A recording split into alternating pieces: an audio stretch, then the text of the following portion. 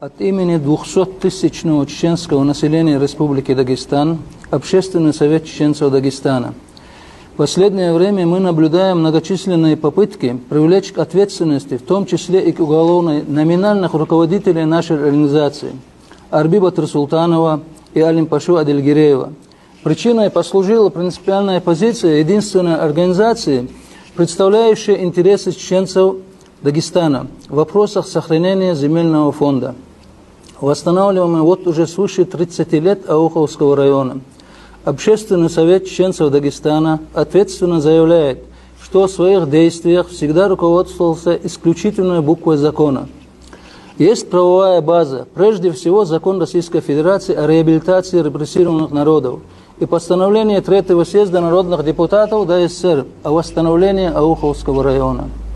Опираясь на эти нормативно-правовые акты и защищая интересы репрессированных чеченцев по защите своих конституционных прав, мы и впредь будем всячески препятствовать незаконной раздаче земель восстанавливаемого Ауховского района. В этой связи надо также отметить, что совершенно не является секретом желание аварских лидеров Навалахского района создать в восстанавливаемом Ауховском районе отдельные поселения. Навакилятли, Новочуртах, Цунти, Шабдух, Гамиях, Навакижани, Тухчар и так далее. Обращение в РИА главе Республики Дагестан Васильеву от 20 февраля 2018 года. Ответ Управления правительства Республики по вопросам переселения Лахского восстановления Ауховского района. Также неоднократно поступало обращение от представителей аварского населения Навалахского района с предложением о создании в районе отдельного поселения по аналогии Бишнинского участка для аварского населения. При этом, когда в период переселения жителей горных районов в селах Тухчар, Гамиях и Новочуртах, якобы после происшествия землетрясения, чеченцы отнеслись к братьям-мусульманам с полным пониманием и не только и не препятствовали, но и не возмущались. Но впоследствии, как мы наблюдаем, процессы переселения отразились на проблеме чеченцев совершенно негативно. Более массированная и бесконтрольная раздача земель аварцам-алмакцам происходит в Казбековском районе. Совершенно игнорирует федеральный закон о реабилитации репрессированных народов от 26 апреля 1991 года, постановление Третьего съезда народных депутатов ДССР от 23 июля 1991 года и продолжается до настоящего времени. На данном этапе подготовлена к раздаче в селении Ляльнаул посевная площадь более 200 га под индивидуальное жилищное строительство, который расположен справа от блокпоста. По утверждению районной и сельской администрации Казбековского района от жителей селения Ляльнаул поступили более 1500 заявлений на получение земельных участков. Таким образом, продолжается массовое отчуждение земель восстанавливаемого Ауховского района, как на территории Казбековского района, так и в Навалахском районе. Создается впечатление, что реабилитация чеченцев Дагестана провозглашена исключительно для благоустройства аварского населения на территории восстанавливаемого Ауховского района. Есть масса претензий к чиновникам, которые заняты переселением лахского населения и бесконтрольно занимаются растранжированием бюджетных средств из федерального и республиканского бюджетов. При этом лахское население, согласно существующим законам и правами, не предприняли меры воздействия. И вот уже 33 года продолжается бесконечное переселение. Происшедшая совсем недавно в селении Гамиях Навалахского района очередная попытка раздачи земельных участков могла взорвать ситуацию в регионе. Инициаторы данной акции втайне от чеченской общественности предприняли шаги, которые не могли не вызвать ответственной реакции истинных хозяев этой земли, реабилитируемых чеченцев. Для того, чтобы предотвратить несанкционированные акции, недовольство и локализовать очаг напряжения, на место срочно выехали представители нашей организации. Нашими усилиями конфликтная ситуация была разрешена. Мы провели встречу с руководством Навалахского района и обещали возмущенным гражданам привести ситуацию в раздаче земель в правовое русло. Недовольные разошлись. Возникшее напряжение удалось снять. Тем удивительнее наблюдать, как в районе началась кампания по очернению выступавших на месте Арбиба Турсултанова и Алим-Паши Адельгиреева в попытке привлечь их к ответственности. В связи с этим Хотим довести до вашего сведения следующее. После проведения в 2023 году общенационального схода чеченцев Дагестана было принято решение о коренном изменении работы Общественного совета АУХ. Раньше руководство нашей организации в лице исполкома было самостоятельно в принятии решений. Председатели и его заместители, а также члены исполкома имели широкие полномочия и могли, не оповещая остальных членов организации и наше общество в целом, предпринять какие-либо действия и вести свою работу. В наше время, с появлением в том числе новых средств коммуникации, появилась возможность более активного привлечения широких масс к нашей работе. Был сделан анализ работы нашей организации за все предыдущие годы и принято решение о коренных изменениях в работе организации. Не углубляясь в детали, можем лишь констатировать, что любые решения, озвучиваемые членами Общественного совета, проходят предварительное согласование на местах, в каждом населенном пункте с компактным проживанием чеченцев. То есть решения принимаются народом, и ответственность за наши решения ложится на каждого из нас.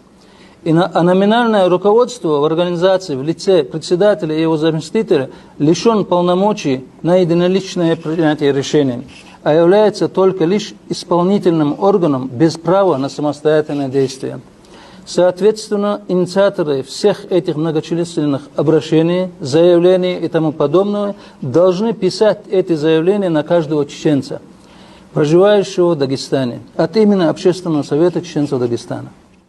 Ассаламу алейкум ва рахматуллахи ва баракату.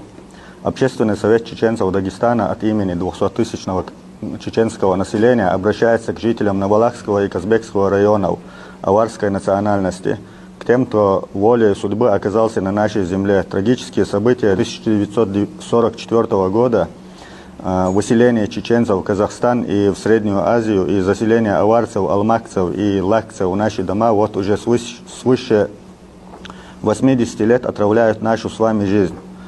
Веками наши предки жили в мире и согласии, вместе защищали наш родной край от иноземных захватчиков, соблюдали традиции куначества и кавказского гостеприимства. Преступная античеловечная акция сталинского режима, поставившая наш народ на грань выживания, не сломила нас. Мы выдержали это испытание, правда, огромной ценой. И пожертвовав десятками тысяч наших соплеменников, единственным спасением для нас в эти суровые годы была безграничная вера во всемогущего Аллаха. В годы высылки в Казахстан и в Среднюю Азию мы в полной мере ощутили помощь и поддержку от наших единоверцев, казахов, киргизов и узбеков. Они делились с нами последним, что у них есть, несмотря на то, что и сами еле сводили концы с концами. Вернувшись на родину, мы с удивлением обнаружили, что такие же наши единоверцы, игнорируя все законы Всевышнего, отказываются освобождать наши дома. При этом мы с пониманием относимся к тому факту, что страной те годы правили открытые безбожники. Атеизм был официальной идеологией, и взывать к религиозным чувствам людей, открыто попирающих каноны ислама, было сложно. Сегодня на дворе 2024 год. Представителям всех конфессий нашей многонациональной страны открыты все дороги, в том числе к религиозным знаниям. Высшие руководители нашего государства открыто подчеркивают свою приверженность к Слову Божьему, руководствуются этим в своих делах и поступках. Тем удивительно наблюдать, как наши братья-мусульмане, образованные люди, посещающие мечети, в большинстве своем совершившие хадж, соблюдающие все предписанные нормы ислама, с упрямством, достойным мирного примирения, продолжают посягать на наши земли, не говоря уже о том, что вот уже 3 десятка лет продолжается переселение лакцев на новое место жительства. А в Казбековском районе процесс восстановления Ауховского района даже не начинался, и ни один дом, занятый нашим братом-мусульманином, не возвращен чеченцам. Мы обращаемся к вам, братья-мусульмане, обращаемся к работникам Духовного управления республики, лично к уважаемому муфтию Ахмад Хаджи. Мы взываем вашим религиозным чувствам, наконец, к простому человеческому состраданию.